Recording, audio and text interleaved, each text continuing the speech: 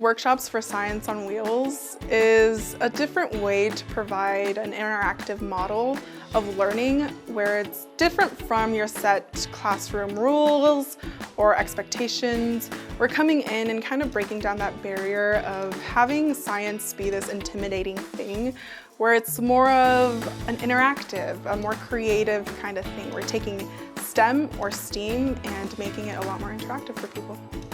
Living in a relatively rural location, my students would not typically have the opportunity to visit the Arizona Science Center in Phoenix. Bringing this experience to our students opens doors to them that they might not have been able to walk through without it coming to them. When I told my students last week that it was Science Day on Monday, they were so excited. What's your favorite part of science? I probably want to do experiments. I liked the fire when Mr. Henry was here. He was just playing with it like it was nothing, and it was really cool. He put like really hot water, then he burnt some fire over it or something, and then there was a chemical in it, and then it exploded, and then there were bubbles everywhere on the table.